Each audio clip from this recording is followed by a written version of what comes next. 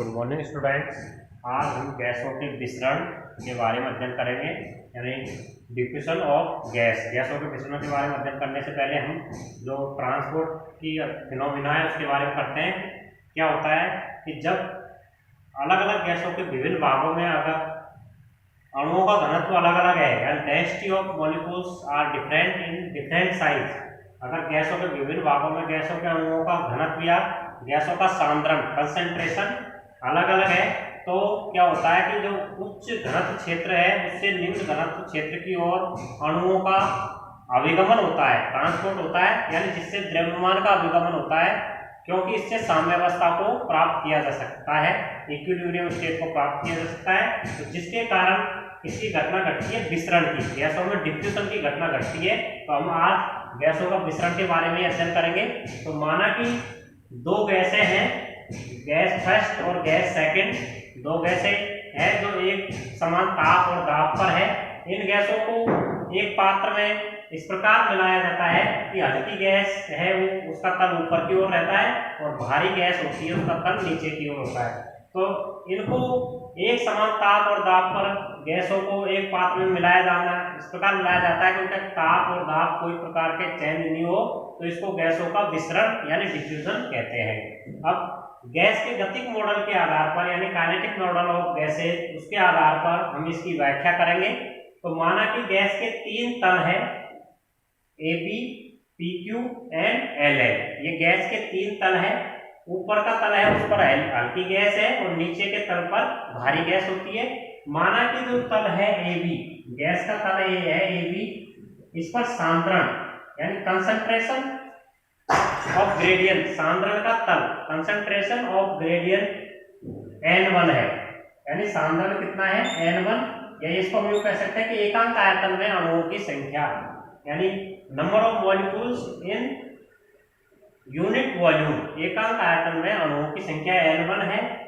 तो हम ये देखते हैं कि जो तल है, जो PQ है गैस का, ए बी तल है, ए बी से ऊपर का तल है PQ, इसमें एकांक आयतन में अणुओं की संख्या कितनी होगी N1 minus lambda dN upon dZ, तथा जो नीचे का वाला तल है Lm, उसमें अणुओं की संख्या यानी एकांक आयतन में अणुओं की संख्या या सांद्रण की दर यानी concentration of gradient N1 plus lambda dN बटे dZ होगी, जहां लैम्डा क्या है, दोनों तलों के बीच की दूरी है, ए बी और PQ के बीच की दूरी भी लैम्डा है, एंड जो LM है और AB है, ये सरफेस है, उसके बीच की दूरी भी लैम्डा है, जहां लैम्डा बराबर क्या है, माध्य मुक्त पथ है, mean free path, mean free path माध्य मुक्त पथ है, इसको हमने लैम्डा से डिनोट किया है।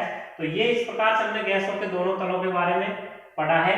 अब तल AB, जो ये तल है AB, इससे प्रति सेकंड ऊपर की ओर जाने वाले अणुओं की संख्या, यानी तल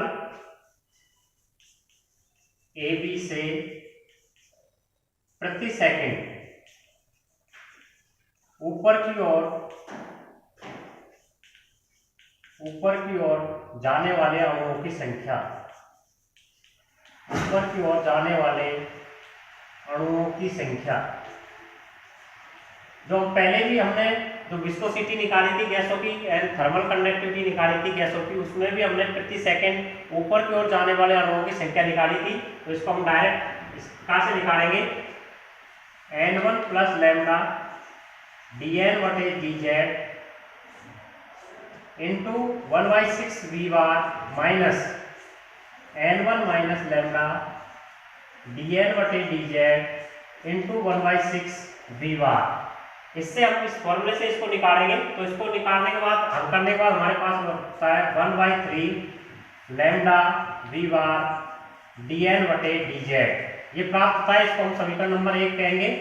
यहाँ dN बटे dZ ये क्या होता है, सांद्रण दर होती है, कंसंट्रेशन ऑफ ग्रेडियंट, यानी कंसंट्रेशन ऑफ ग्रेडियंट सांद्रण दर है, सांद्रण दर कंसंट्रेशन ऑफ ग्रेडियंट है। तो ये हमको प्रति सेकंड यानी एक सेकंड में जो AB तल है उसके ऊपर की ओर जाने वाले अणुओं की संख्या, इस प्रकार से हमने ये निकाल ली। अब आगे हम निकालेंगे, इसको निकालने के बाद आगे हम देखते हैं कि जहाँ वी बार औसत वेग है, क्या है वी बार औसत वेग होता है, वी बार क्या है एवरेज वेलोसिटी है and lambda mean free path है। अब हम देखते हैं कि अभिगमित माना अणु का द्रव्यमान m है, तो अभिगमित द्रव्यमान माना अणु का द्रव्यमान माना अणु का द्रव्यमान m है, तो अभिगमित द्रव्यमान ट्रांसपोर्ट मास अभिगमित द्रव्यमान क्या होगा, कैपिटल M बराबर डी dn बटे dz। ये अभिगमित द्रव्यमान होता है जो सांद्रण की दर के समानुपाती होता है, तो इसको हम इस रूप में लिख सकते हैं। तो m बराबर क्या प्राप्त होगा हमको, जहां m ये m अभिगमित द्रव्यमान है तो ये प्राप्त हो गया m बराबर d dn बटे dz। तो यहाँ d बराबर, यहाँ मतलब कैपिटल D है, ये D किसकी जगह रखी है हमने, इस वैल्यू की जगह रखी है, इसकी जगह D आएगा। यहाँ D बराबर 1/3 लैम्बडा वी बार क्या होता है, विसरण गुणांक कहलाता है। विसरण गुणांक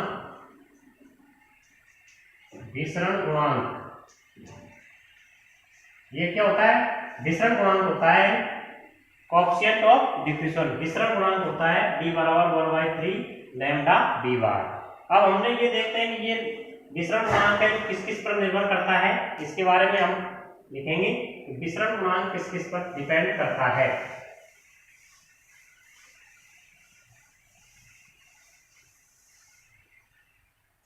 हमने देखा है हमारा वाला फॉर्मूला D बराबर क्या प्राप्त हुआ है, D बराबर 1/3 लैम्बडा वी बार प्राप्त हुआ है।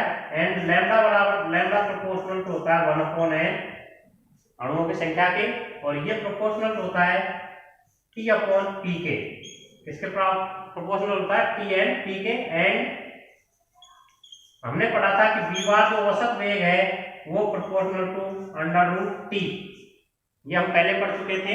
इसके प्रोपोर्शनल टू होता है, तो हमने फाइनली अतः हम ये देख पाते हैं कि अतः D है जो proportional to P inverse T की पावर 3/2, यानी जो विसरण गुणांक है यानी कोएफिशिएंट ऑफ डिफ्यूजन है वो दाब के व्यत्क्रमानुपाती होता है, और टेम्परेचर T है उसके 3/2 समानुपाती प्रोपोर्शनल टू होता है। तो आज हमने जो विसरण गुणांक है उसके बारे में पढ़ा है। विसरण गुणांक कितना प्राप्त होता है हमको, 1/3 लैम्बडा वी बार।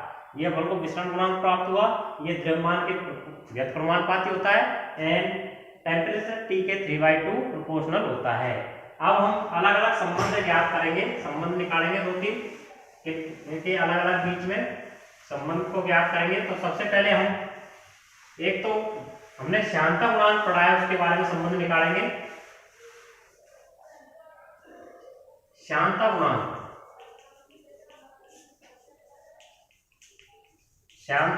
व विसरण गुणांक में संबंध,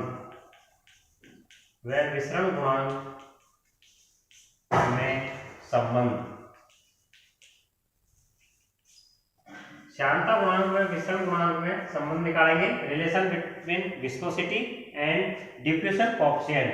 तो हमने क्या पढ़ा था, विसरण गुणांक ईटा बराबर होता है 1/3 mn वी बार लैम्बडा, ये हम पहले पढ़ चुके थे। और यहाँ mn बराबर क्या होता है, 2 घनत्व डेंसिटी होती है, तो इसको हम ईटा बराबर क्या लिख सकते हैं, 1/3 रो वी बार लैम्बडा। तो इससे ईटा बराबर हम ये लिख देंगे D बटे रो, क्योंकि D की वैल्यू हम अभी निकाल चुके थे। विसरण गुणांक बराबर 1/3 वी बार लैम्बडा, 1/3, क्योंकि D की जगह रो से रो कैंसिल हो जाएगा, तो हमारे पास रिलेशन आ गया ईटा बराबर क्या होता है, D बटे रो। ये हम रिलेशन निकाल चुके हैं, ईटा बराबर D बटे रो। क्या प्राप्त हुआ है, ईटा बराबर D बटे रो, या D की वैल्यू निकालेंगे इससे, तो D बराबर क्या लिख सकते हैं हम, एन रो। D बराबर क्या हो जाएगा, एन रो प्राप्त होएगा। D बराबर एन बटे रो, D बराबर एन बटे रो। सॉरी डी इसको वैल्यू ये है तो डी बराबर एन बटे रो होगा। ये डी की वैल्यू निकालेंगे हम इससे हम डी बराबर क्या लिख सकते हैं, इससे डी बराबर डी की वैल्यू ये होती है तो डी बराबर हम प्राप्त करेंगे डी बराबर एन बटे रो, ये प्राप्त हो जाएगा हमको डी बराबर एन बटे रो। तो हमको ये विसरण गुणांक और श्यानता गुणांक के बीच रिलेशन आ गया। अब हम एक रिलेशन और निकालेंगे, ईटा डी व के में संबंध, के में संबंध यानी थर्मल कंडक्टिविटी, विस्कोसिटी एंड विसरण गुणांक, तीन चीजें पढ़ी थी हमने। श्यानता ऊष्मा चालकता थर्मल कंडक्टिविटी के, श्यानता ईटा एंड विसरण गुणांक डी, इन तीनों के बीच में संबंध निकालेंगे। तो इससे हम इस रिलेशन से हम क्या लिख सकते हैं, ईटा बराबर डी रो, ईटा बराबर क्या लिख सकते हैं हम डी रो, ईटा बराबर डी रो रख देंगे। तो अब इसकी वैल्यू हम आगे से फिर लिख सकते हैं। हम आगे पहले पढ़ चुके थे कि के बटे रो बराबर क्या होता था सीवी, के बटे रो बराबर क्या होता था के बटे एन बराबर सीवी, यानी इन दोनों में रिलेशन पढ़ा था हमने पहले, थर्मल कंडक्टिविटी के बाई एन बराबर सीवी। तो इससे हम वैल्यू रख देंगे, हम ईटा बराबर दो रो है, डी एंड रो है, तो इसकी वैल्यू रखने पर हमको प्राप्त हो जाएगा, के की वैल्यू रखेंगे तो क्या प्राप्त हो जाएगा के सीवी, या के बराबर क्या होता है रो सीवी। तो इसकी वैल्यू रखेंगे हम तो क्या प्राप्त होगा रो सीवी, ईटा की जगह ईटा बराबर हमको डी रो प्राप्त हो गया लास्ट में, तो इसकी जगह एन सीवी आ जाएगा। तो हमारा फॉर्मूला होता है के बराबर, क्योंकि इसके नीचे जैसे एक रख लेंगे तो के बराबर क्या होता है एटा, और इसको इससे गुणा करेंगे तो सीवी, और ईटा की वैल्यू यहां से रख देंगे तो हमारे पास के बराबर प्राप्त हो गया, ईटा की वैल्यू रखेंगे तो डी रो सीवी। ये हम तीनों के बीच रिलेशन प्राप्त हो गया, ईटा डी एंड के बीच। तो थर्मल कंडक्टिविटी के बराबर डिफ्यूजन कांस्टेंट, विसरण गुणांक, घनत्व रो एंड स्थिर आयतन पर विशिष्ट ऊष्मा। तो इस प्रकार से हमने आज हमारा ये सेकंड यूनिट है वो कंप्लीट होती है इस चैप्टर की। तो तीनों चीजों के बाद अब हम नेक्स्ट चैप्टर शुरू करेंगे। Thank you.